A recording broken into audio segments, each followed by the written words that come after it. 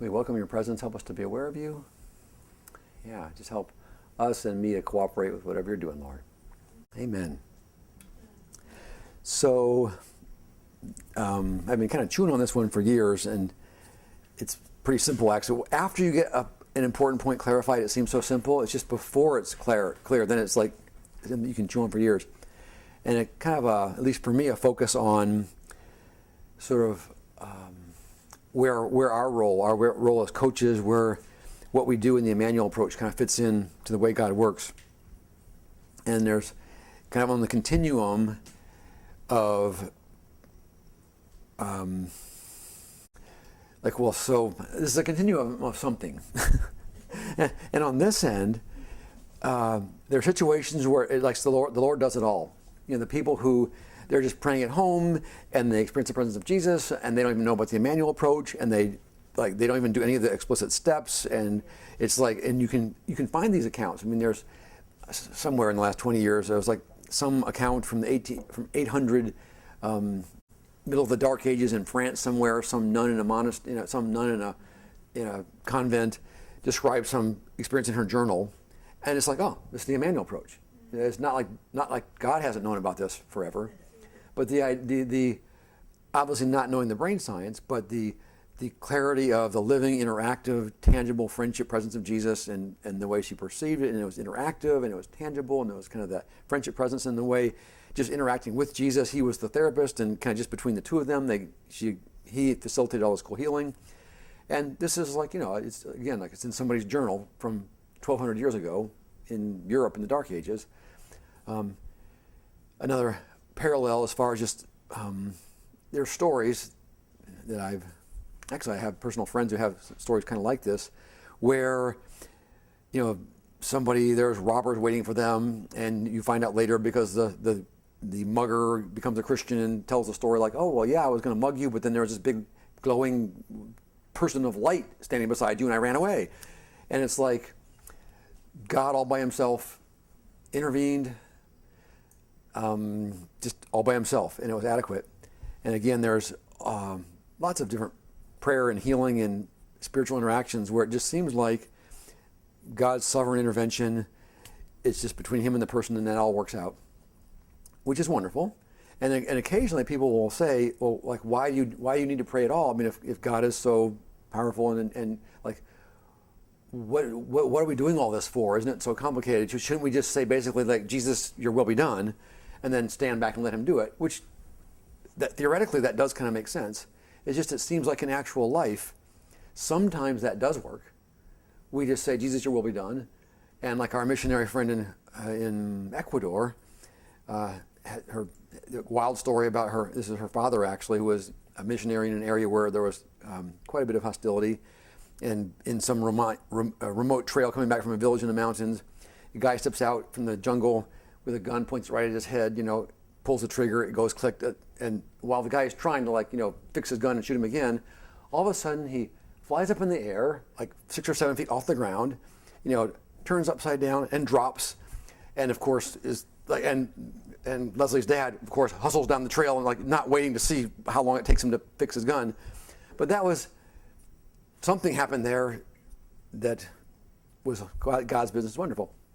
So there's a place here which Patty and I talk about co-laborers, and that's kind of where coaching fits in. Like a practical analogy is there's lots of situations where a police officer is involved as far as helping to establish order and prevent anarchy. And someone's breaking into your house, and you call 911, and the police show up, and the robbery stops because some human, a part of God's order, enforces civil law or whatever. And if you don't call 911, you get robbed. And if you do, the robbery stops.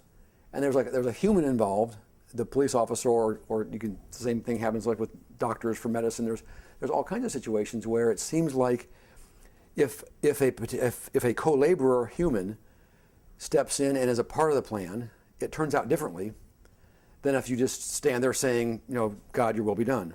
And to me, it feels like there's lots of situations where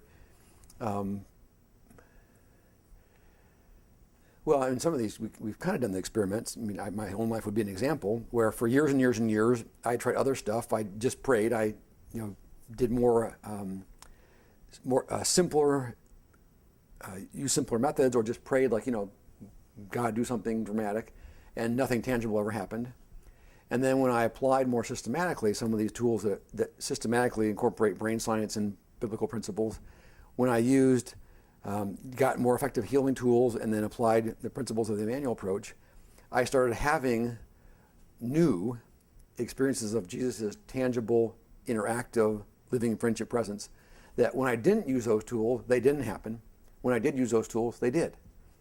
And our perception is there's a panel here, a block here, a portion here in the middle, where if there's a coach, if there's a facilitator who can help the person apply these principles, they have a tangible, interactive friendship experience of Jesus that they had not previously. And it seems like there's a lot of people who, without that additional help,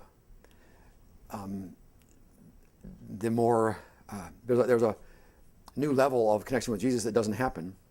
With that additional help, something new happens.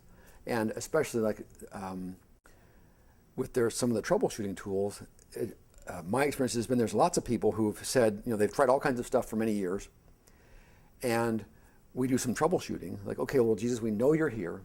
You always are present. You always want the person to be able to interact with you. If they're not able to have that experience because there's something in the way, when we find it and move it, they will be able to experience your living, interactive, tangible presence. So let's figure out what's in the way and move it. And a whole lot of the time, in a reasonable amount of troubleshooting, you find a blockage, you remove it, and then they say, oh my gosh, I'm perceiving Jesus. And it seems very clear, at least to me, it seems like our human co-laborer part of that picture made the difference between nothing's happening and, oh my goodness, something new is happening, I'm experiencing Jesus in a new way. And there's kind of the third panel where it seems like even with everything we do, the person still says no. If they're stuck in self-pity or bitterness, there's some pictures we understand. You can kind of tell, the person's kind of choosing to wallow. They're kind of turning inward and turning away, and they're so kind of stuck in their circle of either bitterness or self-pity that at least everything we know so far, we don't know how to get them out. And even with the co-laborer, they still say no, and I'm not sure what to do with them yet. But it just, as Patty and I were thinking about this, and there was over a number of years, I was kind of trying to focus.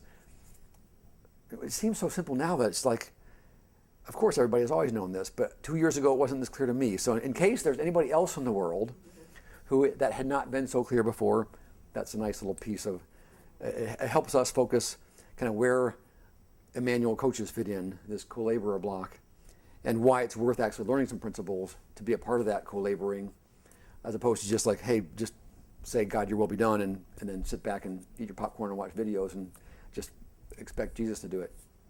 Okay, just a thought that as I'm teaching Immanuel, sometimes people object to what I'm doing because what they want is, if it isn't spontaneous and if God doesn't do it before I ask, then it's not real.